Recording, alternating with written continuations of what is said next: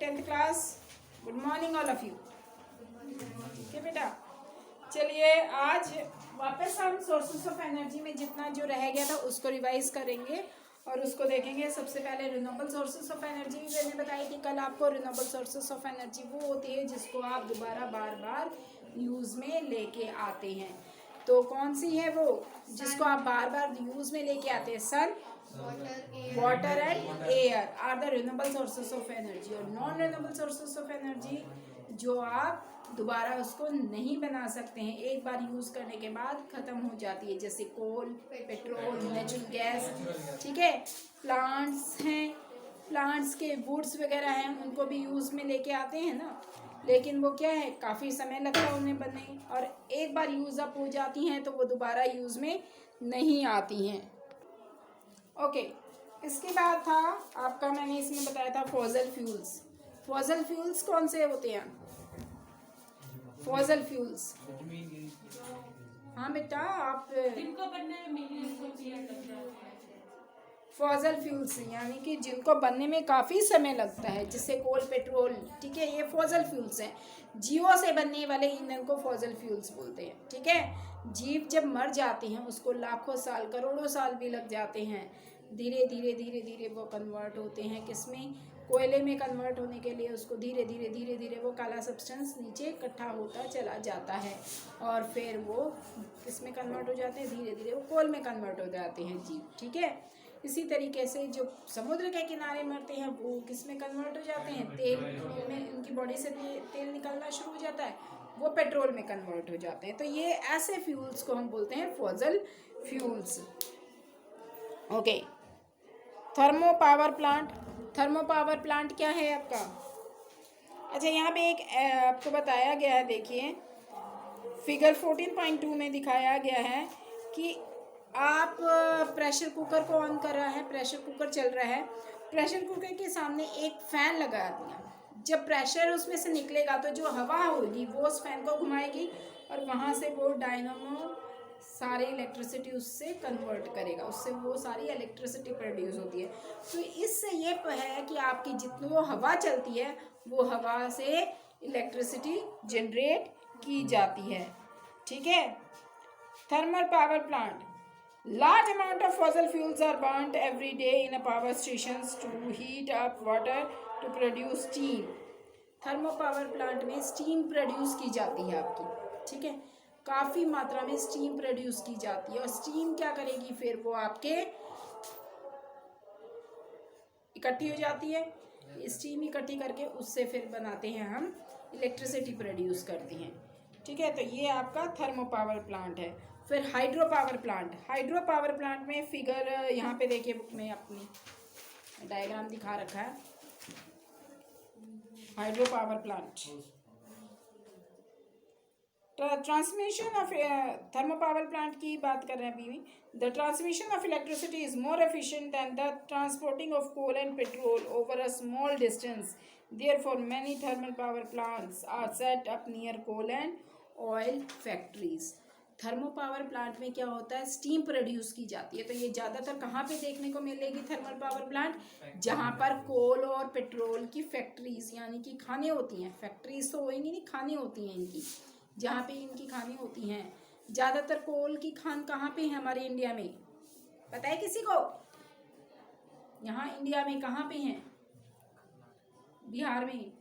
बिहार में कोल की, बिहार में कोल बहुत ज़्यादा बनता है, कोल की खाने हैं। ठीक है, तो वहाँ पे, और पेट्रोल समुद्र के किनारे वाले एरिया में पेट्रोल वगैरह पाए जाते हैं। तो वहाँ से जो स्टीम प्रोड्यूस की जाएगी, उस स्टीम से फिर क्या करा जाएगा?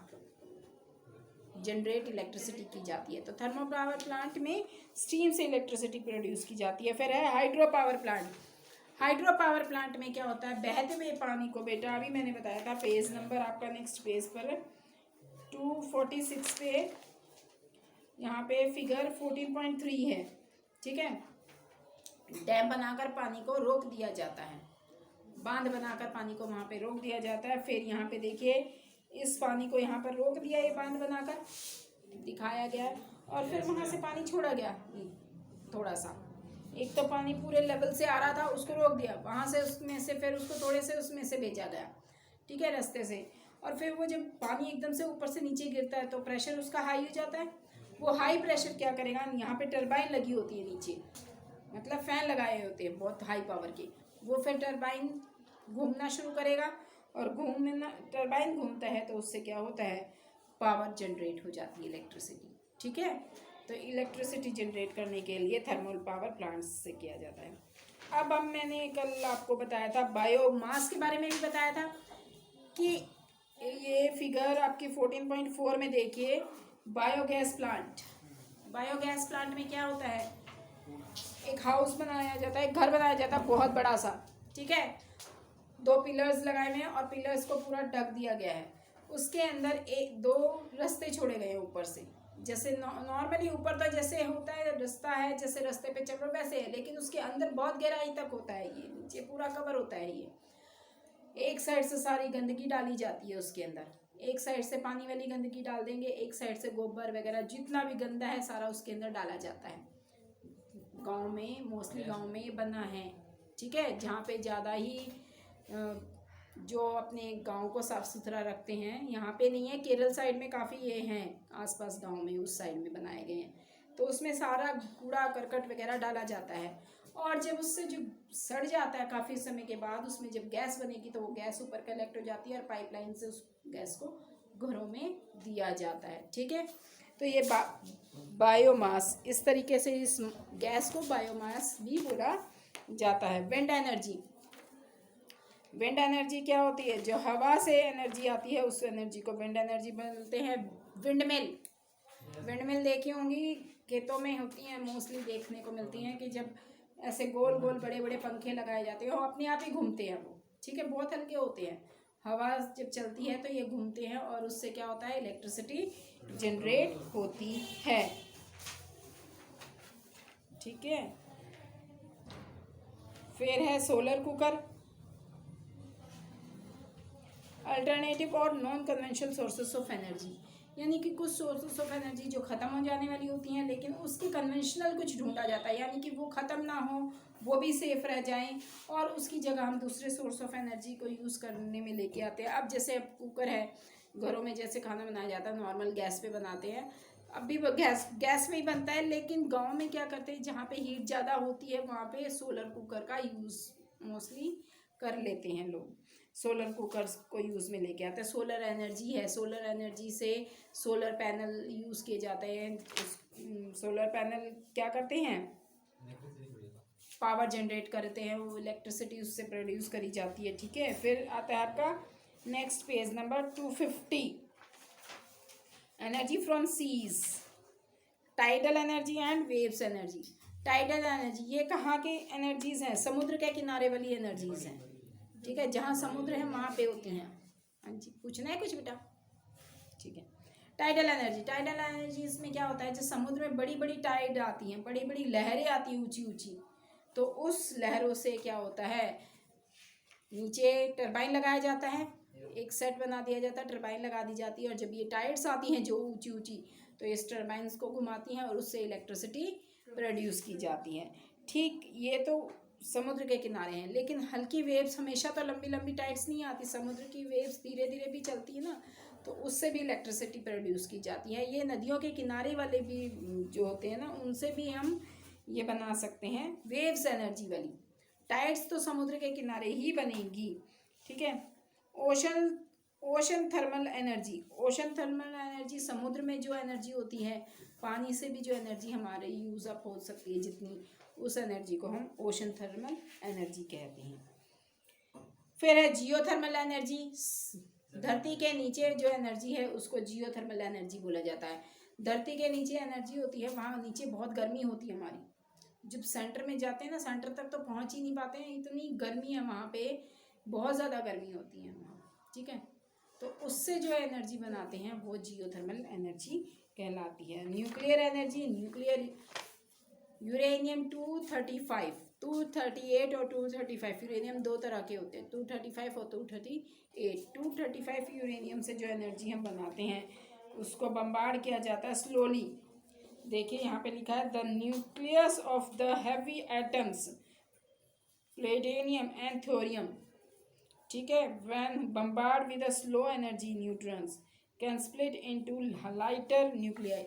जब एक बड़ा न्यूट्रॉन को टकराया जाता है, ये न्यूट्रॉन्स के नाम प्लूटोनियम और थोरियम और यूरेनियम भी हैं, इसको जब ये वाले इतने ज़्यादा हानिकारक नहीं जितना कि यूरेनियम है, तो इनको यूज़ में करते हैं एनर्जीज़ को, न्यूक्लियर को एनर्जी प्रोड्यूस करने के लिए। तो जब इनको एक छोटे न्यूट्रॉन के साथ टकराते हैं, इन हैवी न्यूट्रॉन को, तो उसमें से बहुत सारे न्यूट्रॉन्स निकल के आते हैं और साथ में बहुत सारी एनर्जी निकल के आती है, ठीक है। वो टूट जाता है ना, जब किसी चीज़ को मारेंगे तो टूटती है, ठीक है। ऐसा ही इसके साथ है, इसके साथ जब एक छोटा न्यूट्रॉन टकराया जाता है तो ये डिफरेंट पार्ट्स में डिवाइड हो जाता है, स्मॉल न्यूट्रॉन्स में डिवाइड हो जाते हैं और बहुत ज़्यादा एनर्जी प्रोड्यूस होती है। और इस एनर्जी से क्या होता है, टरबाइन वगैरह सेट करी होती है, वो जनरेट होकर फिर इलेक्ट्रिसिटी प्रोड्यूस करते हैं उससे। ओके, नेक्स्ट है आपका इन्वायरमेंटल कॉन्सिक्वेशंस। इन्वायरमेंटल कॉन्सिक्वेशंस ये हैं कि आप अपने इन्वायरमेंट को किस तरीके से क्लीन रख सकते हैं, साफ़ सुथरा सी, ठीक है। इन्वायरमेंट को जितना साफ़ सुथरा जैसे भी रखा जा सकता है, क्लीन रखा जा सकता है, पेड़ पौधे नहीं काट कर, ठीक है। गाड़ियाँ वगैरह ज़्यादा यूज़ करेंगे तो पोल्यूशन ज़्यादा होएगा, इसकी वजह से पेट्रोल वगैरह को इस्तेमाल में ना लाकर CNG वगैरह का यूज़ करा जाता है। तो जो कन्वेंशनल सोर्स एनर्जी मिलती हैं, यानी कि इसको हम नुकसान ना पहुंचाकर उसकी जगह दूसरी चीज़ यूज़ की जाए, उससे एनवायरनमेंट भी बचेगा और हमें भी नुकसान नहीं होगा, तो इसमें ये इन्वायरमेंटल कॉन्सिक्वेंसेस कहलाती हैं। ओके, इसके बाद how long will an energy source last us, कितने लंबे समय तक हमारे पास एनर्जीज रह सकती हैं। इसका कोई टाइम लिमिट तो नहीं है कि भाई हाँ ये इतने साल के बाद बिल्कुल ही ख़त्म हो जाएंगी, ऐसा तो नहीं है। हम अभी मैंने बताया था कन्वेंशनल सोर्स ऑफ एनर्जी अगर हम यूज़ अप करते हैं, जैसे कि लाइट, बार बार हम इस लाइट को यूज़ करने की बजाय सोलर एनर्जी को यूज़ करेंगे तो ज़्यादा बेटर है। इसी तरीके से, या फिर हम पानी से एनर्जी बनाते हैं, इस कोल पेट्रोल को यूज़ ना कर क्या यूज़ करें हम, बताओ। पहले कोल पेट्रोल से क्या होता था, गाड़ियाँ वगैरह ट्रेन चलते थे ना, अब तो ट्रेनें नहीं चलाई जाती कोल पेट्रोल से, अब इलेक्ट्रिसिटी से चलती है ट्रेनें। और वो इलेक्ट्रिसिटी कहाँ से जनरेट करी जाती है, पानी वगैरह से, एयर से, ठीक है। जो ख़त्म नहीं होने वाली चीज़ें हैं उनसे हम इसकी जगह रिप्लेस करके हम इन चीज़ों को बचा सकते हैं। तो ये समय के बाद ख़त्म हो जाएंगी, लेकिन एक कोई ये पीरियड नहीं है कि इस ही समय पर ख़त्म होंगी, ठीक है। तो इसके कन्वेंशन अगर हम यूज़ करेंगे तो वो चीज़ें ख़त्म नहीं होंगी। और किसी को कुछ पूछना है इस लेसन में से बेटा? देखिए ये चैप्टर ख़त्म होता है इसी के साथ, इसके साथ अगर कुछ और पूछना है आपने इस चैप्टर में से तो बताइए बेटा मुझे, हम इसके क्वेश्चन आंसर्स करेंगे। अब डेफिनेशंस की हैं आपने, मैंने आपको बोला था इस चैप्टर की डेफिनेशंस करनी है, ठीक है। Renewable sources of energy, non renewable sources of energy, fossil fuels और biogas,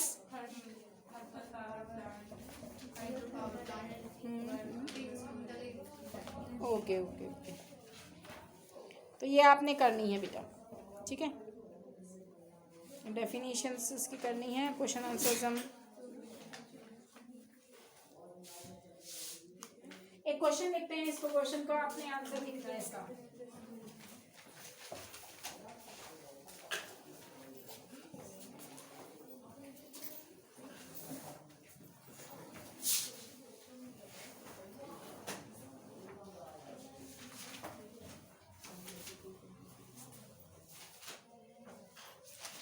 what is the good sources of energy, क्या आंसर आएगा?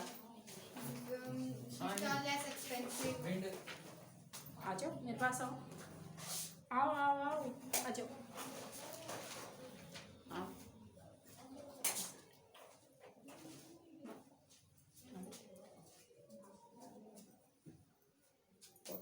आओ बोलो गुड सोर्सेस ऑफ एनर्जी बोलो।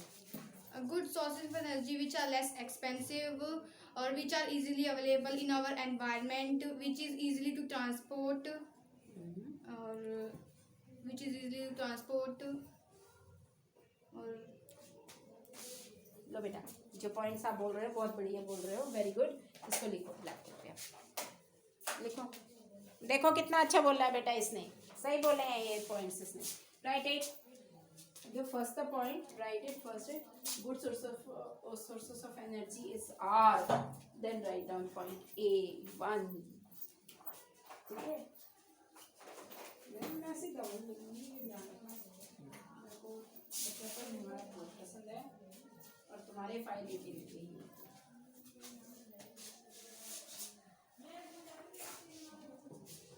Good sources of energies are, it is easily, बेटा write it in a bold letters, बड़े बड़े अक्षरों में लिखो ना, थोड़ा बच्चों को दिखाई देगा। easily available,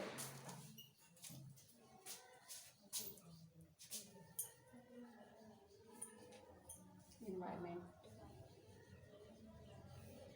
very good। next,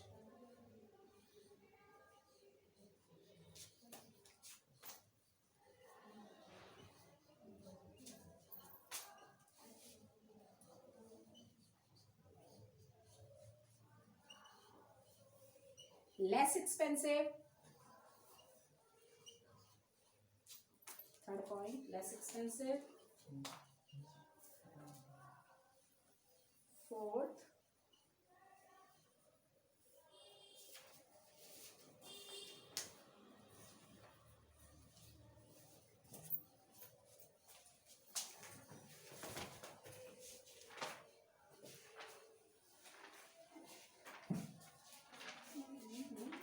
mind up. और देखो बेटा,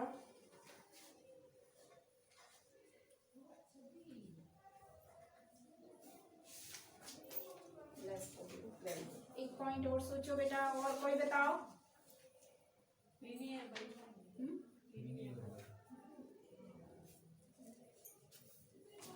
ओके बेटा, वेरी गुड, शाबाश। ठीक है बेटा, good sources of energy are, these points are the good sources of energy. अब नेक्स्ट क्वेश्चन और पूछूं मैं आपसे? Yes ma'am. ओके, हर बार एक स्टूडेंट की बारी नहीं होगी, सभी की आएगी, डोंट वरी, सभी ने करना है काम। Right it neat and clean, बेटा लिख लिया सबने, ये पॉइंट्स लिख लिए हैं? Okay,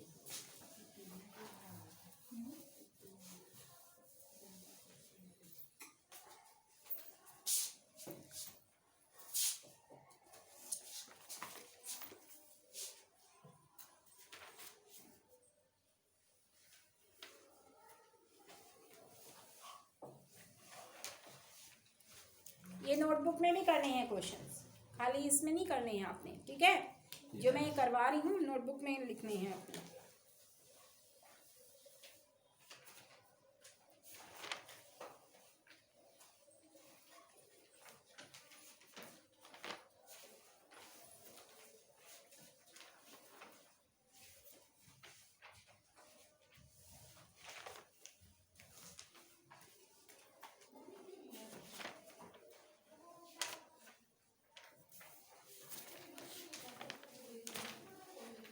What are the disadvantages of fossil fuels?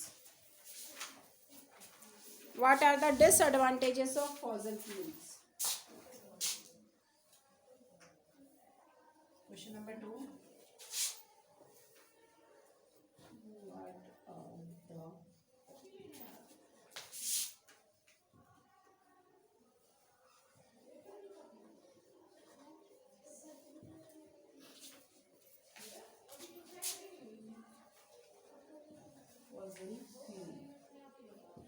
What are the disadvantages of fossil fuels? Yes, बेटा बताइए। पोल्यूट करते हैं, एसिड रेन होती है इससे, और फिर वाटर और मतलब बाकी जो रिसोर्सेज होते हैं उनको इफेक्ट करती है, और कार्बन नाइट्रोजन और सल्फर ऑक्साइड इसमें रिलीज होते हैं, फिर वो बर्न होते हैं। Fossil fuels हाँ इसी में यही थी। एक पेड़ पौधों को नुकसान पहुंचाते हैं, वातावरण को खराब करते They हैं। are expensive. आ जाओ तुम आओ।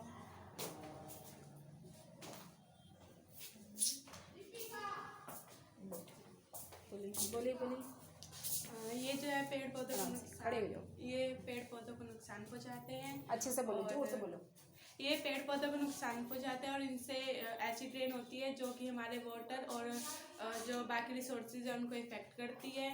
और इस पे सल्फर, कार्बन डाइऑक्साइड और नाइट्रोजन गैस होती है जिससे वो बर्नट होने में अच्छा बेटा, परेशानी आती है। अभी इसने बोला सल्फर, नाइट्रोजन और कार्बन डाइऑक्साइड गैस आती है। ये गैसेस कहाँ से आती हैं? वो फॉसिल फ्यूल्स जब वो होते हैं फॉसिल फ्यूल्स को जब हम बर्न करते हैं तो उनसे ये जो गैसेस निकलती हैं वो हमारे एनवायरनमेंट को हार्मफुल, हमारे एनवायरनमेंट के लिए हार्मफुल है, ठीक है। और इसके साथ साथ और हमारे पानी को भी, उसमें भी तो मिलते हैं ना ये, एसिड रेन होती है जब। तो उसमें भी पानी में मिलने से पानी में को भी पॉल्यूट करते हैं। वाटर के साथ साथ उसमें, चलिए, वाटर के साथ साथ वाटर में रहने वाले जीवों को भी जो नुकसान पहुंचता है इन फॉसिल फ्यूल से, ठीक है। वेरी गुड बेटा। और कोई बॉयज आइए, आंसर तो लिखेंगे ना, कौन लिखेगा आंसर आज बॉयज में से? आइए,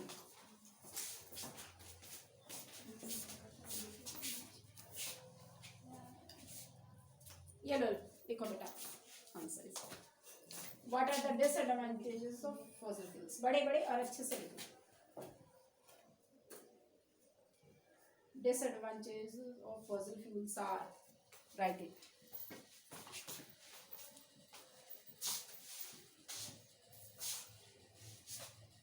बोलिए कुछ भी, तुम तो बहुत अच्छे से करते हो काम बेटा। काम सारे बच्चे बहुत अच्छे करते हैं 10th के, मेरे को मालूम है।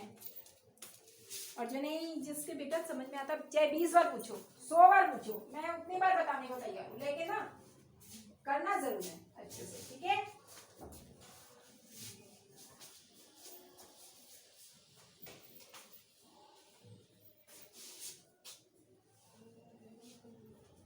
बेटा बोल्ड लेटर्स में लिखो, बड़ा बड़ा लिखो थोड़ा। गैसेस से निकलने वाली गैसेस का नाम भी लिख देना जब इनको बर्न करते हैं तो।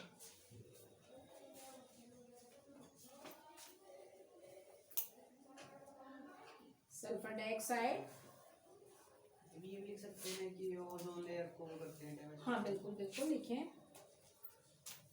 थोड़ा बड़ा बड़ा लिखना बेटा, छोटा नहीं। आप अपने हिसाब से मत लिखो, सबके हिसाब से बड़ा बड़ा लिख के लिखाओ।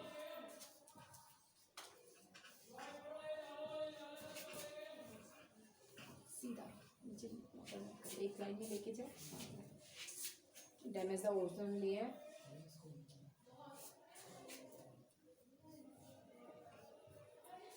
just write down the gases released on burning of fossil fuels are, gases released on burning fossil fuels are, it release the gases। Question जो बेटा हम कर रहे हैं ना अपनी अपनी नोटबुक में नीट एंड क्लीन करना है। अब आगे आपने कैसे किया है मुझे नहीं मालूम, अब आगे से ऐसे करना है जैसे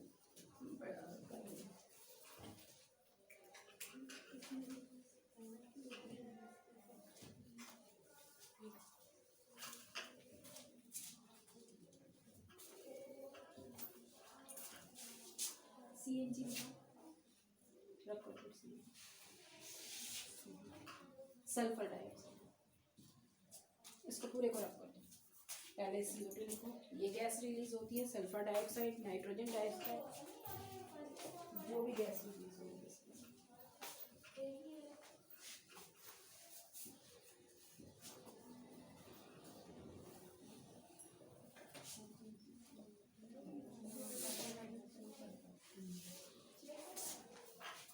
carbon dioxide, sulphur dioxide and nitrogen dioxide, NO2, SO2।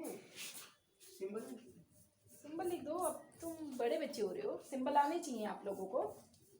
SO2